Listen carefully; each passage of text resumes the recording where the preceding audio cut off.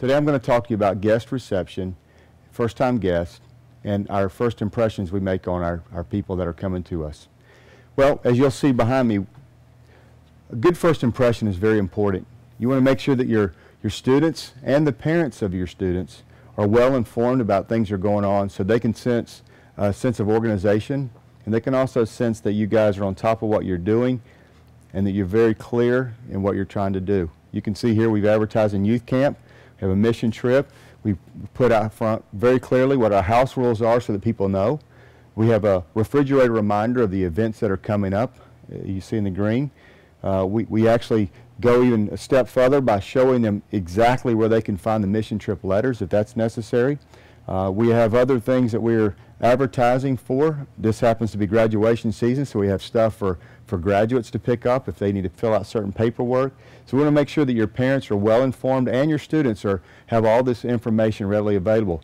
You also need to make sure that your staff is very clearly recognizable to the parents specifically, or the students. Let's just say the students have some need that they need to call on a staff member that they have just started coming to our group. They need to be able to look onto a board or find a place where they could recognize who I could talk to, who's an authority. So you need to make sure that all the folks that are working with you are part of a staff. I say that as staff meaning volunteers, but these people are already being screened and they've already been checked for background and making sure. Let's go ahead and talk about guest reception. There's a lot of different systems that are out there and in place. And the system I'm going to show you today is not the only system. It's just a system we found very effective, and it works. It starts with a guest card. The very first time a student shows up on your campus, you need to fill out a guest card, and you don't need to ask for information you're not going to use. For example, if you never have any intentions of mailing things out, don't ask for their address. It's just more stuff that's going to cause them to skip some of the stuff that you think is really important. For us, we try to keep things fairly simple. The things that we look for that are very important to us is what school do you go to and what grade are you in? What's your cell phone number and your service provider? Because the text service that we use requires that we know our text provider. Those were very important things for us in communicating with our students. Email addresses are good, but sometimes they're very difficult to read. And a lot of students really don't pay attention to email. They're more into Facebook and Twitter and those type things. So your guest card, format that in a way that makes it work for your ministry and what you plan to do with it. It all starts with the first-time guest card, making sure you get that clearly filled out. It's important that you have a leader that looks at this before you turn that student loose, because some students, they just don't write very clear, and sometimes you got to interpret what it is they're putting on it. So once they get a guest card and you've reviewed that, you're going to move them right along. Always make sure that your desk area is very clean, so it's very recognizable what students need to be doing when they come. Make sure you have pens that work and leaders that are there to watch and greet them. And this could be students as well. If you've developed some of your students, the older students that can serve behind a counter and greeting, that's the best place to use them, because they are the most friendly faces that these students will see. You definitely want to put the grouchy old youth leader there. You want to put somebody that's very warm and friendly. Once the student has filled out a guest card, we don't send a letter home necessarily. We just send a little card. It's just something that we made up and just made 1,000 of them, and we just have them here, and they already have our return address on it. So we want to know if the address that we have asked for turns back to be a bad address. So we do take down the information that relates to an address so that we can see if we're getting correct information. Send them a welcome card, welcome to your group for the first time, hope that they enjoyed it, and maybe offer them a little incentive. We actually offer an incentive to our cafe that's a little monetary value so they can get a candy bar and a drink the next time they come. You never know. It may be something that you do, maybe something you say on a card like this may entice them to come back and maybe bring a friend with them. So something simple like this is very good, and it's very simple to do. Plus, postcards are a lot cheaper than letters are today. Once a student comes back, and let's just say they're in their second week being there, we use what we call a second and third time list. To me, I think this is one of the elements that really separate our guest recognition and how we go about that. When the student comes in for the first time, let's just take an example that we have a man here by the name of Jacob Bailey. We know the last date he came, because when he fills out a guest card, on our second and third time list, in our first column, we're going to list the actual month and day that he attended. That's an important thing for us to know, because we're not going to let this person, if they don't come back within the next 12 weeks, we're going to go ahead and take them off of that list. That's important that you keep this thing fresh, because this could end up being over the period of 6 months, you can end up having 100 names on there. So we ask for certain information, and we transfer that information onto our second and third time list. So let's just say a person came and it was their second time coming. They wouldn't go back and fill another guest card. They've already done that. We don't want to bore them with doing the same thing over. We will just simply ask them one question. Have you been here in the last 12 weeks? And if they tell that yes, they have, that means their name will be found on our second and third time list.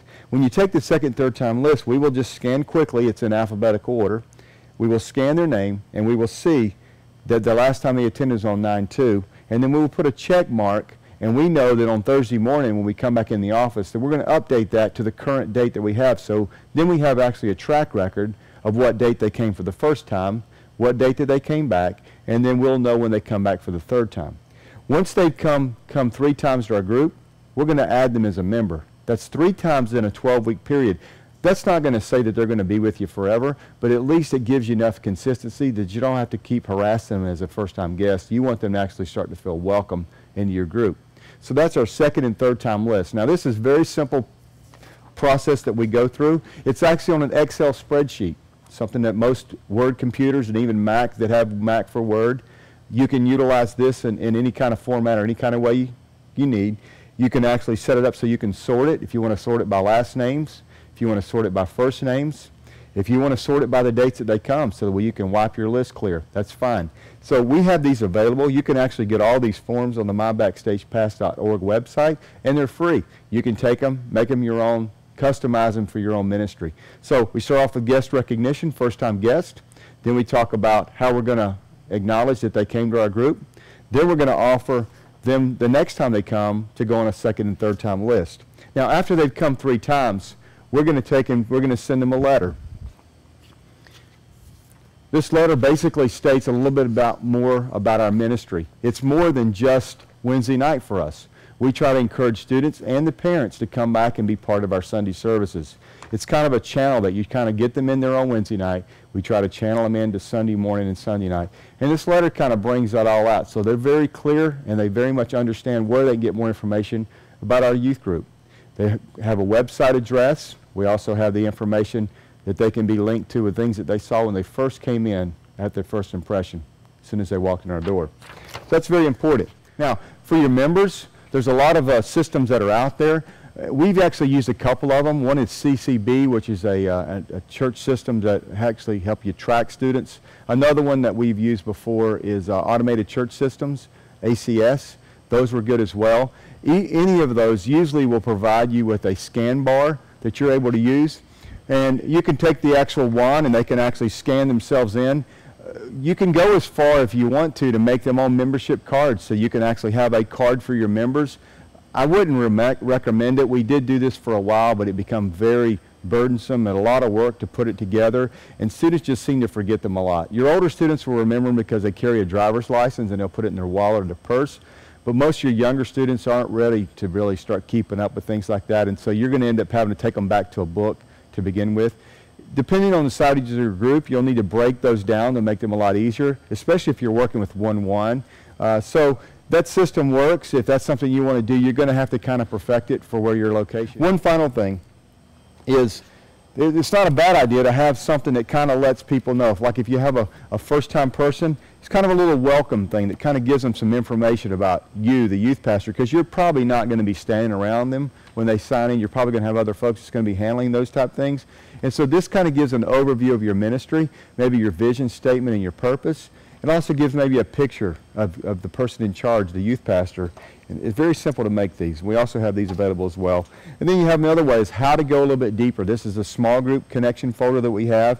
And then we actually have a connection group where it actually talks about our Sunday services and times that you can become involved in all that we do. Have these available in your sign-in area. It just makes it look very professional, what you're trying to represent and what you're trying to do. It also makes people know that you're not just about putting together an outing or event for teenagers, that you're really concerned about discipleship and getting to know the students. Thank you for joining us today. Look forward to talking to you more in the future.